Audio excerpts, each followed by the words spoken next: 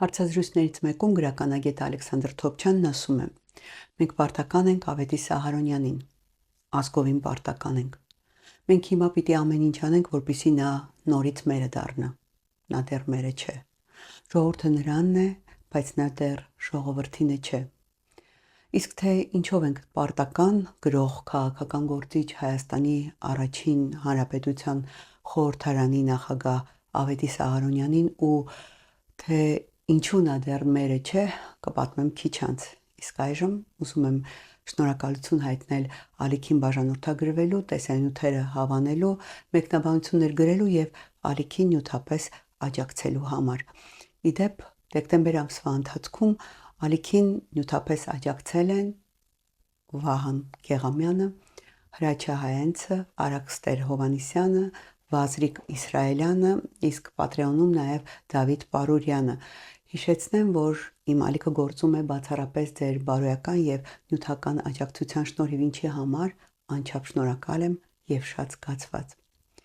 Եվ այսպես Ավետիս Սահարոնյան 1866 թվականի հունվարի 4-ին Արարատի ստորոտին գտնվող Իգդիր-Մավա գյուղում ծնվեց հայ հասարակական քաղաքական գործիչ գրող Ավետիս Սահարոնյանը։ Ահարոնյանի հայրը Առաքելը Դարբին էր,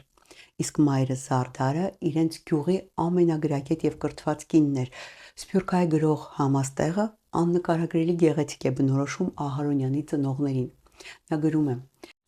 Ահարոնյանի հայրը Դարբին Առաքել գրել-կարդալ չէր գիտեր, բայց մեկն էր, որուն նկարագրի ուժեղ գծերը թաքնված էին օրվա հոգերու եւ տառապանքի լռության մեջ։ Մանուկ Ավետիսը գիտեր այդ լռությունը ունկնդրել եւ ըմբռնել։ Իր մայրը Զարդար կզգար գրելու ջերմությունը։ Փոքրիկ գյուղի մեջ բացառիկ երևույթ էր կնոջը համար սաղմոս ու նարեկ կարդալ։ Զգալ գրերի ջերմությունը, ունկնդրել եւ ըմբռնել լռությունը։ Ասեք, որ շատ գեղեցիկ է։ Ավետիսին հենց մայրն էլ սովորեցրել էր գրել-կարդալ ու զգալ գրերի ջերմությունը, եւ հենց մայրն էլ որդու ձեռքը բռնած տարել էր գյուղական դպրոց, որ երեխան հայերենը նարեկով սկսի սովորել։ Գյուղական դպրոցից հետո Ահարոնյանը տեղափոխվում է Իգդիրի թեմական դպրոցը, որի տեսուչը եվրոպական կրթություն ստացած Դավիթ Քալանթարյանը կարելի ասել փոխում է Ահարոնյանի կյանքն ու ճակատագիրը։ Պատանու մեջ տեսնելով կրթության եւ գիտելիքի հանդեպ սերը, Քալանթարյանը Ահարոնյանին տալիս է կարդալու Միքայել Նալբանդյանի Ազատություն բանաստեղծությունը, որն անասելի մեծ տպավորություն է գործում Ավետիսի վրա։ Նույն Քալանթարյանի խորհրդով Ավետիս Ահարոնյանը որոշում է կրթությունը շարունակել Էջմիածնի Գևորգյան ճեմարանում։ Համաստեղը գրում է. Եթե Իգդիր-Մավացի պատանի Ավետիսը ճամփուն վրա չհանդիպեր իր ուսուցիչ Դավիթ Քալանթարյանին, որ այդ ամառ կմեկներ Իգդիրեն, գուցե մոռացվեր ամեն բան եւ Ավետիսը մեծնար գյուղին մեջ որպես հողագործ, որպես լծվար եւ կամ շարունակեր իր հոր Դարբին Առաքելի արհեստը։ Հետաքրքիր է, որ յուրաքանչյուր կրթված ու կայացած մարդ կյանքում ունեցել է իր Դավիթ Քալանթարյանը, պարզապես ոմանք երախտագիտորեն հիշել են նրանց, ոմանք ապերախտորեն մոռացել ընդմիշտ։ Ահարոնյանը հիշում է, որ հենց Քալանթարյանի միջնորդությամբ նա ներկայացավ ճեմարան մասնակցելու քննությանը, սակայն ընդունելության համար նախնական խնդրագիր եւ առողջության վկայագիր չէր ներկայացրել։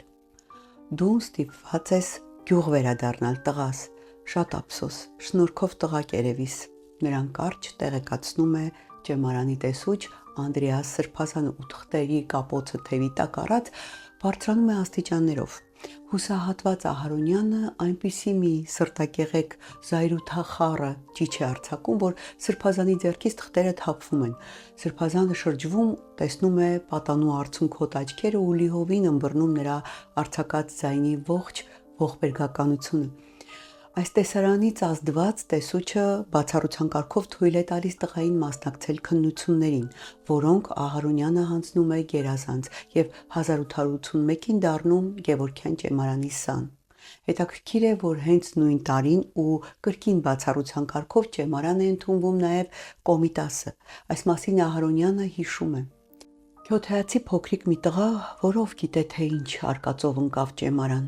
վտիտ, ոսկոր, բարձրահասակ, նրբակազմ, մի տգեղ հիվանդոտ տղա։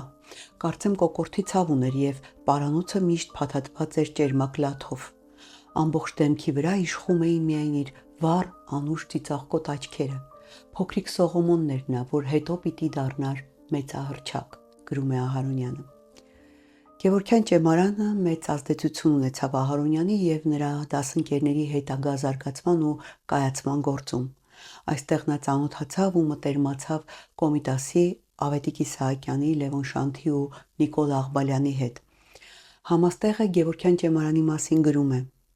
Ճեմարանը հաստատություն մներ, որ մեր մշակույթի պատմության մեջ եղավ փոքրիկ Արարատը, Արարատի նման արևոտ եւ Արարատի նման խիստ ու ձյունոտ։ Այդ հաստատությունն էր, որ տվավ ազգային եկեղեցական առաջնորդներ ուժեղ հայեցի նկարագիրներով, տվավ դիմացկուն գործիչներ նահատակ դառնալու կատարելությունով եւ գրականագետներ։ Ճեմարանն ավարտելուց հետո Ավետիս Ահարոնյանը վերադառնում է Իգդիր ուսուցչություն անելու։ Այստեղ 1886-ին նա ամուսնանում է իրենց հարևանի աղջկա Անուշ Նազարյանի հետ։ Ուսուցչության հետ սկսում է թղթակցել Թիֆլիսահայ մամուլին։ 1894-ին Մշակ թերթում լույս է տեսնում Ահարոնյանի «Լուրեր սահմանի այն կողմից» խորագրով հոդվածաշարը, նվիրված արևմտահայության կյանքին։ Այս հոդվածաշարում նա կանխատեսում է հայերի սպասվող կոտորածները, իսկ 1894-ին իր կանխատեսած կոտորածների ժամանակ Ահարոնյանը մտահոգված կոտորածներից մազապուրծ ժողովրդի ճակատագրով հիմնում է հայ փախստականների օգնության կոմիտե, որի միջոցով էլ փորձում է օգնել նրանց։ Միևնույն ժամանակ գործի է դնում նաև գրիչը։ Ահարոնյանի այդ շրջանի գրած հոդվածներն ու պատմվածքներն այնքան են հետաքրքրում եւ տպավորում մարդկանց, որ բաքվեցի հայ մեծահարուստները միջոցներ են տրամադրում տաղանդավոր երիտասարդին Եվրոպա մեկնելու եւ լիարժեք կրթություն ստանալու համար։ Մի տեսակ անհավատալի է, չէ՞։ Մեծահարուստ մարդիկ գիտակցում են, որ մտավոր ներուժ ունեցող երիտասարդին հնարավորություն պետք է տալ կրթվելու ու կատարելագործվելու համար։ Ավետիս Ահարոնյանը 1898-ին ընդունվում է Լոզանի համալսարանի պատմափիլիսոփայության բաժին, որտեղ ծանոթանում է հայ հեղափոխական դաշնակցություն կուսակցության հիմնադիրներից Քրիստափոր Միքայելյանի հետ։ Տպավորված քաղաքական այս գործչով Ահարոնյանը ոչ միայն անդամակցում է դաշնակցությանը, այլ նաև հետագայում մի մենագրություն է գրում Քրիստափոր Միքայելյանի մասին։ 1901 թվականին ավարտելով Լոզանի համալսարանը Ահարոնյանը դաշնակցության հանձնարարությամբ մեկնում է Փարիզ։ Զուգահեռ նա գրականության մի դասընթաց է անցնում Սորբոնի համալսարանում եւ գրում իր ուղևորի թռուցիկ տպավորությունները Եվրոպայի մասին։ Դրանցից մեկը կոչվում է Իտալիայում, մյուսը շվեյցարական գյուղ։ Վերջինը պարզ տպավորություններ չեն գյուղից, սա եվրոպական գյուղի համեմատությունն է հայկականի հետ, զուգահեռ հայկական գյուղի խնդիրները վերհանելու փորձ է։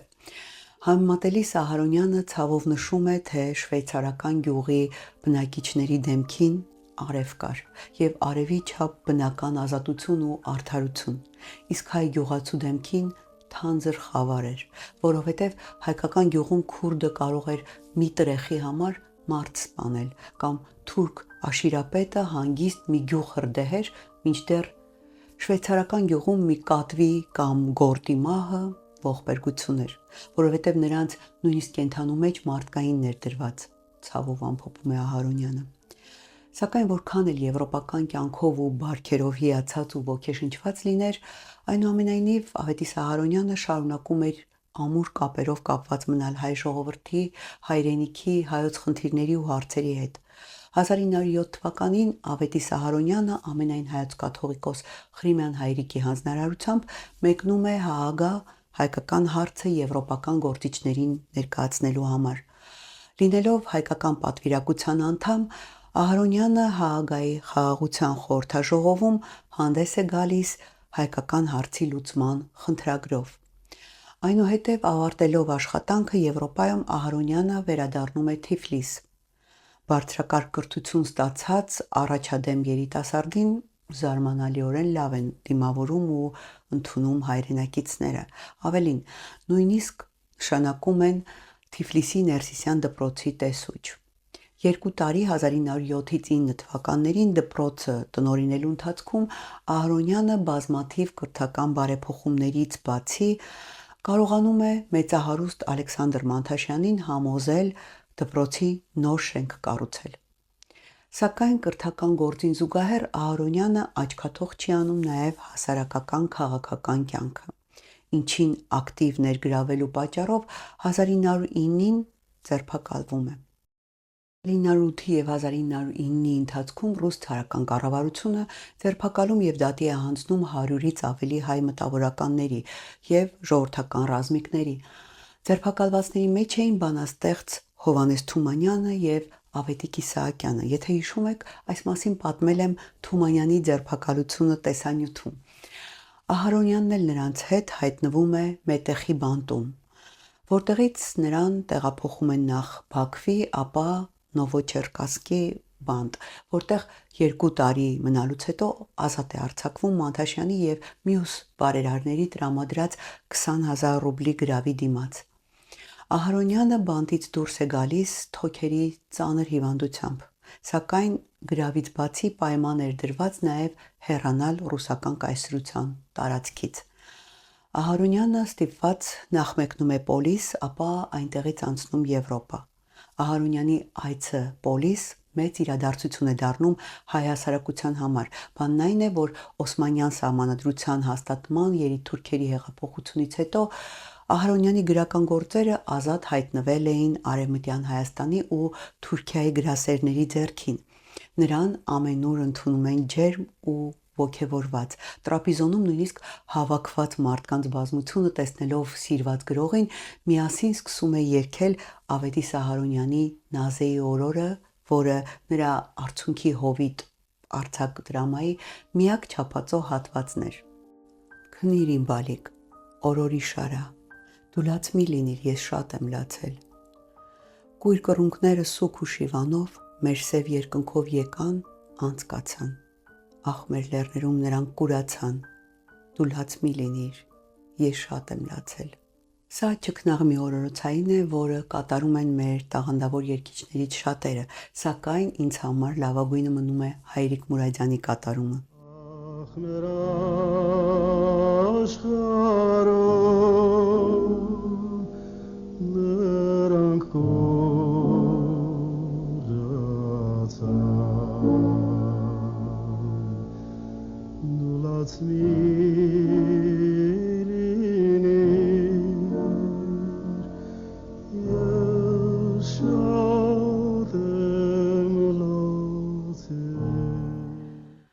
Ավետիս Ահարոնյանը Պոլսից մեկնում է Եվրոպա, կրկին հանգրվանելով Շվեյցարիայում։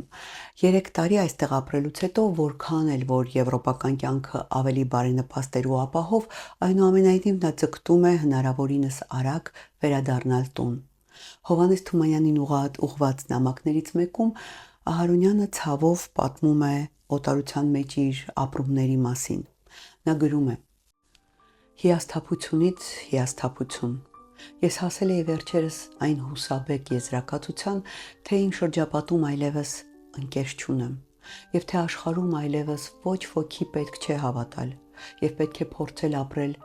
մենակ, որպես մերժված, նզովված հալածական, որ լռությամբ տանում է իր ճակատագիրը, հեգնանքը շուրթունքների եւ հպարտությունը ճակատին։ Վերադարձիս հնարավորության մասին ես գրում։ Երանի թե կարողանայի լավատեսությունդ բաժանել։ Ուզում եմ վերադառնալ միայն եւ միայն երեխաներիս համար, որոնց կարոտը խեղդում է ինձ, իսկ վարդկեսից վիճակված հոգսերի բեռը հերվից իմ մեջքն է ջարդում։ Կուզեի ժամ առաջ իմ լավ, շատ լավ տղային հանիրավի եւ վաղաժամի ռուսերին ընկած այդ անիրավ բեռից ազատել։ Կուզեի, բայց ուր է հնարը վերադարձի։ Կյանքս լավ չի անցնում, ինքս ինձնից դժգոհ եմ։ Վերադարձը միայն կարող էր օգնել ինձ եւ ոտքի հանել վերստին։ Ընտանեկան հարկի նպաստացուցիչ սրտապարար Հովանին հզորապես պակասում է ինձ, եւ ես իզուր երկրե երկիր եմ թափառում լցնելու մի պարապ, որ ոչնչով լցվելու չէ։ Թումանյանը հնարավոր բոլոր ջանքերը գործադրում է ընկերոջ վերադարձն ապահովելու համար, սակայն հարցը լուծվում է ընդհանուր համաներման շնորհիվ, որը հայտարարվում է 1915-ի ամռանը։ Ահարոնյանը դեկտեմբերին վերադառնում է Պետերբուրգ, իսկ 1916-ին Թիֆլիս։ Սակայն վերադարձի ուրախությունը դեռ չվայելած վրա է հասնում կնոջ Անուշի մահը։ Որքան էլ որ ծանր էր կողակցի մահը, այնուամենայնիվ սեփական միայնությունը փարատելու եւ որբ մնացած 4 երեխաներին տիրություն անելու համար Ահարոնյանը 1 տարի անց կրկին ամուսնանում է Թիֆլիսահայ Նվարդ Շամհարյանի հետ, որը դառնում է նրա երկրորդ կինը, ընկերը, աջակիցը, թևն ու թիկունքը, ամուսնու հետագա կյանքի բարդ, դժվարին ու ծանր օրերի անբաժան ուղեկիցը։ Ահարոնյանը ընտանեկան հարցերը կարգի բերելուց հետո կրկին ակտիվ ներգրավում է հասարակական քաղաքական կյանքին։ 1917 թվականին ընտրվում է Հայոց ազգային խորհրդի նախագահ, շարունակում է քաղաքական թեմաներով հոդվածների շարքը, քաղաքական ակտիվ գործունեությունը, 1919-ի խաղաղության վեհաժողովին մասնակցելու համար Հայաստանի առաջին հանրապետությունը իր պատվիրակությունն է ուղարկում Փարիզ, որի ղեկավարն էր Ավետիս Ահարոնյանը։ Հետաքրքիր է, որ երբ նա Փարիզում էր, Երևանում 1919 թվականին Ահարոնյանին իր բացակայության պայմաններում ընտրում են Հայաստանի առաջին հանրապետության խորհրդարանի անդամ։ 1920-ին Ավետիս Ահարոնյանը դառնում է Հայաստանի առաջին հանրապետության խորհրդարանի նախագահը ու հենց նույն թվականին էլ ստորագրում է Սևրի դաշնագիրը, որի հետ մեծ հույսեր էր կապում։ Ցավոք Ահարոնյանի հույսերն իզուր էին, ինչպես գիտեք, պայմանագիրը ոչինչ չտվեց Հայաստանին ու հայ ժողովրդին։ Հիասթափված ու հուսահատված Ավետիս Ահարոնյանը հետագայում գրում է իր Սարդարապատից մինչև Սևր եւ Լոզան հուշագրությունների ու խորհրդածությունների գիրքը, որտեղ փորձում է բացահայտել եղածն ու տեսածը։ Սևրի պայմանագրի ստորագրման օրը 1920 թվականի օգոստոսի 10-ը Ավետիս Ահարոնյանը համարել էր իր կյանքի ամենաերջանիկ օրը, բայց ցավոք շատ շուտով հասկացել, թե որքան միամիտ էր ինքը իր ոգևորությամբ ու հույսերով միջազգային անբարենպաստ իրադրության եւ հայության անմիաբանության պայմաններում։ Այս առթիվ գրած Ահարոնյանի տողերը արդիական են նաեւ այսօր։ Ազատությունը մեր հայրենիքի դուռը թակեց, բայց մենք հայ չէինք, այլ թուրքահայ, ռուսահայ, պարսկահայ, նաև մշեցի, վանեցի, ղարաբաղցի, երևանցի, եւ նրան մեր փրկչին չհասկացանք եւ ազատությունը մեր դռանը լացեց, մղկտաց եւ հեռացավ։ Քաղաքական կորուստներին զուգահեռ կորուստներ գրանցվեցին նաև Ահարոնյանի գրական կյանքում։ Գրեթե 6-7 տարի նա ոչ մի գրական գործ չէր ստեղծել։ Խորհրդային կարգերի հաստատման հետ Ահարոնյանը մեկնեց Փարիզ։ Գրական ակտիվ գործունեությանը վերադարձավ 1923-ից 24 թվականներին։ Գրվածքների թեման իր անցյալ կյանքն էր։ Համաստեղը Ահարոնյանի փարիզյան շրջանի մասին գրում է. 1929-ին էր, երբ առաջին անգամ հանդիպեցա Ահարոնյանին Փարիզի մեջ։ Մի քանի օրեր միասին եղանք։ Արևեն թրծված դեմքմը իմաստությունով ծանրացած։ Այդ օրերուն անավելի տխուր էր իր հոգիին եւ գրականության պես։ Չէր կրնալ մոռանալ Սևրի ձախողանքը։ Տխուր էր, երբ իր քաղաքական հուշերեն կպատմեր, կպայծառանային աչքերը, երբ զրույցը գրականության մասին էր։ Սակայն Ավետիս Ահարոնյանի անհանգիստ սրտացավ մտահոգ տեսակը չէր կարող լիովին նվիրվել գրականությանը եւ անհաղորդ ու անտարբեր մնալ շուրջը կատարվող իրադարձություններին։ Փարիզում նա տեղեկանում է, որ Բեյրութի հայկական ճեմարանը, որը տնօրինում էին Լևոն Շանթն ու Նիկոլ Աղբալյանը, նյութական ծանր վիճակում է եւ գոյատևելու գումար չունի։ Ահարոնյանն առաջարկում է Մարսելում մի միջոցառում հանդես կազմակերպել, որից հավաքված գումարն ուղղել ճեմարանին։ Չնայած առողջական ոչ այնքան լավ վիճակին ու բժիշկների արգելմանը, նա այնուամենայնիվ ինքն էլ է որոշում անպայման մասնակցել հանդեսին ու խոսք ասել մարդկանց։ Ներկաներին ու հայ ժողովրդին ուղված իր ճառում Ահարոնյանն ասում է. «Օրեր ենք ապրում, օրեր անօրինակ, չարատանջ եւ անստույգ, երբ յուրաքանչյուր հայ անհատ ատելություն եւ գիրք է ամբարած իր հոգու խորքը։ Այդ բոլորին խոսելու համար մեկ նյութ կա եւ այդ հայ մշակույթն է, ինչի մասին որոշեցի խոսել ես։ Այդ նյութը ընդհանրական է բոլորի համար։ Վեճ, գիրք, ճիգ չի ընդունում։ Գեղեցկություն է հնուց, դարեր է մնացած ցեղային գեղեցկություն եւ ճշմարտություն ցեղային։ Հանուն նրա բոլոր մյուս ազգերի պես մենք էլ մեզ պիտի զգանք միաձույլ, դիմագրավենք բոլոր տեսակի պատահարները, որովհետև մեր ժողովուրդը առանց մշակույթի ոչինչ է եւ մահվան դատապարտված։ Հայ ժողովուրդը մի առած ունի, Աստված սարը տեսել է, ձյունը դրել։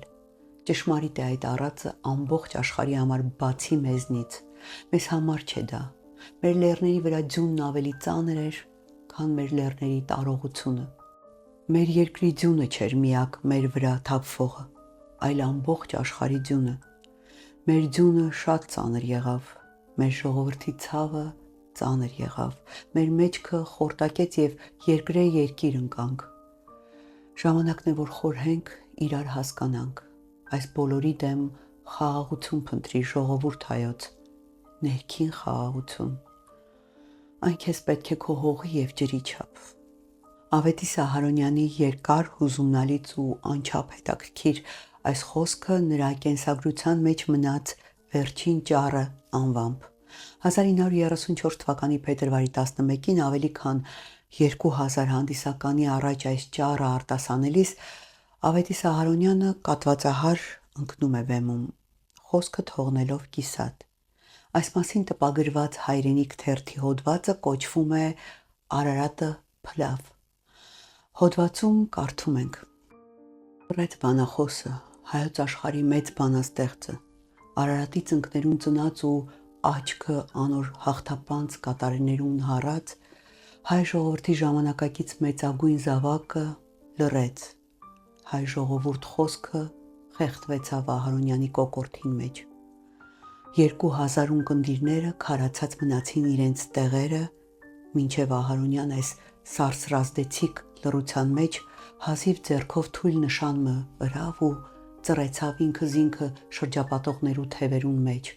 եւ ընկերներու ուսերուն վրա դուրս հանվեցավ սրահեն։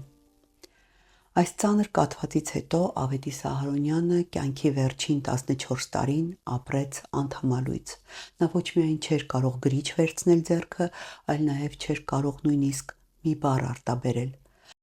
Տարագիր դարձած երբեմնի քաղաքական, հասարակական հայտնի գործիչը, հայը, տաղանդավոր գրողը, երբ անշարժ կանված էր անկողնուն, նույն պահին Խորհրդային Հայաստանում իր հայրենակիցները փորձում էին ամեն կերպ ոչնչացնել ու նվաստացնել Ահարոնյանի կյանքն ու կատարած գործը, քննադատել ու քամահարել նրան։ Շատերն էին իրենց պարտքն համարում մի վատ ռեպլիկ ու քննադատական հոդված գրել կամ մեղադրական ճառ ասել Ավետիս Ահարոնյանի մասին։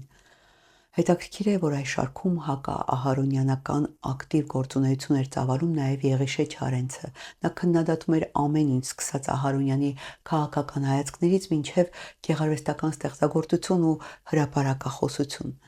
Այն շրջանն էր, երբ Չարենցը չգիտեր, թե դեռ ինչ է սպասվում իրեն ապագայում։ Ի պատասխան Չարենցի անհիմն քննադատությունների Ահարոնյանը մեծահոգաբար գրում էր. Հայաստանի երիտասարդ բանաստեղծներից մեկը հանկարծակի բռնկումով մի սքանչելի բան է ասել. Ես իմ անուշ Հայաստանի արևահամբարն եմ սիրում։ Դարերի իմաստությունը, խորքն ու տարողությունն է ամփոփված այդ բառի մեջ՝ արևահամ։ Ասացեք խնդրեմ, կա ճիշտ այդ բառի թարգմանությունը ուրիշ ազգերի լեզուների մեջ։ Ոչ, արևահամ բառը ուրիշ լեզվով իմաստ չունի, սակայն հայերենով ունի։ Մեր մշակույթի մեջ արևը տարբեր է, մեր բառերն արևահամ են մեր ժողովրդի բերանում։ Որքան էլ խորհրդային քարոզչության տակ մարդիկ ու հատկապես մտավորականները փնով էին ու վատաբան էին Ահարոնյանին, այնուամենայնիվ նրա իսկական ընկերները Թումանյանը, Իսահակյանը, Աղբալյանը, Շանթը ու էլի շատերը մեծարում էին Ավետիս Ահարոնյանին լիուլի։ Իդեպ Ահարոնյանի մտերիմ ընկերն էր նաև Զորավար Անդրանիկը։ Մեծ զորավարը բազմիցս հյուրընկալվել էր Ահարոնյանի Թիֆլիսյան ու Ժնևյան բնակարաններում։ Ավետիս Սահարոնյանի որդին Վարդգես Ահարոնյանը նույնիսկ գիրք ունի գրած Անդրանիկի մասին։ Անդրանիկ, Մարդը եւ Ռազմիկը գրքից ես երկու պատմություն արդեն պատմել եմ իմ այս տեսանյութում։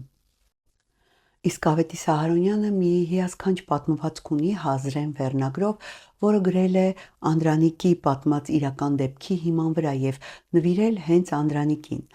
Անդրանիկը պատմել էր Հազրե անունով մի կնոջ մասին, ով առաջադրանք էր ստացել գյուղը թշնամուն չհանձնելու համար հրկիզել այն։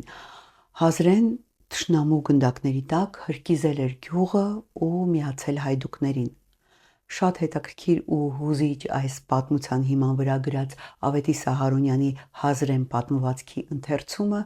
կարող եք լսել իմ Patreon-ում, եթե գրանցվեք եւ բաժանորդագրվեք այնտեղ։ Իմ Patreon-ի բաժանորդների թիվը թեև առայժմ շատ մեծ չէ, բայց հուսով եմ առաջիկայում նրանք կավելանան։ 14 տարվա լուռ ու անշարժ տառապանքից հետո Ավետի Սահարոնյանը մահացավ 1948 թվականի մարտի 20-ին Մարսելում։ Նրա մահվան մասին հայրենիքում ոչ ոք չգրեց, ոչ ոք չիմացավ, ոչ ոք չսքաց։ Իսկ Ահարոնյանը տարիներ առաջ համոզված ու վստահ գրել էր. Ես հավատում եմ հայ ժողովուրդ քո դարձին, ինչպես հավատում եմ, որ ամեն առավոտ արշալույսը կբացվի։ Հավատում եմ վասնզի կամրջնկեց Արաքսի ափերին Մասիսի խորհրդավոր հայացքի տակ մեր հայրենիքը կա, որ մեր թրթրացող հոգին է բռնել իր մայրական քնքուշ ձեռների մեջ եւ ակնդետ ու խռովահույս նայում է ճամփաներին։ Եվ հեռու չէ այն օրը, երբ բազուկները տարածած նա կընդունի հեռավոր հորիզոնների տակ հացող ու հեծող իր զավակների կարոտակես բազմությունները եւ բյուրավոր ձայներ կթնդան մայր Արաքսի ափերին։ Արմենիա, ով իմ հոգու հավիտենական ապաստան, ով իմ պաշտելի հայրենիք։ Այս տարի Ավետի Սահարոնյանի ծննդյան 160-ամյակն է, նրա մահից էլ անցել է 78 տարի, սակայն խորհրդային քարոզչության հետևանքները ցավոք դեռ մնում են։ Այսօր ես չգիտեմ արդյոք դպրոցական ծրագրերում ընդգրկված են Ահարոնյանի ստեղծագործությունները թե ոչ, բայց ես համենայն դեպս ոչ դպրոցում եւ ոչ էլ բուհում չեմ հանդիպել նրա անունը։ Գործերը կարդացել եմ հետո, շատ ուշ, ոմանք մի քիչ էլ ուշացած, որովհետեւ Ահարոնյանն ունի պատմվածքների մի շարք, որոնք հենց դպրոցական տարիներին պիտի կարդալ մարդ, հայրենասեր մարդ դառնալու համար։ Այս արդիվ ու որպես ամփոփում ուզում եմ վերապատմել Գրիգոր Նգրուրյանի հուշը, որը կարդացել եմ Բագին ամսագրում։ Նգրուրյանը հիշում է, որ 1947 թվականին Երուսաղեմի ժառանգավորած վարժարանի իրենց դասարան է մտնում իր խոսքերով հայ գրականության մեծատաղանդ վեհափառը Հակոբ Օշականը, թևի տակ միջակ մեծության մի գիրք դրած։ Ամբիոն բարձրանալով Օշականը գյուղից եկած երեխաների խմբին ասում է. այսօր ես կկարդամ, դուք կլսեք ինձ։ Ու կարդում է Ահարոնյանի գյուղական կյանքից վերցրած մի պատմվածք դատաստանը վերնագրով։ Օշականը, երբ ավարտում է ընթերցումը, դասարանը քար լռության մեջ է, հուզված նստած է, ոչ ոք ոչ մի ձայն չի հանում։ Տղաք, դուք այսօր լսեցիք մեր ամենայն ժողովրդական գրագետներեն մեկուն Ավետի Սահարոնյանի գեղեցիկ պատմվածքները մինը, մեղմ ձայնով ասում է Օշականը ու հորդորում։ Կարդացեք Ահարոնյանը եւ ես վստահ եմ, որ ձեզ մեջ հայությունը պիտի բազմապատկվի եւ որպես զգացում եւ որպես մտածողություն։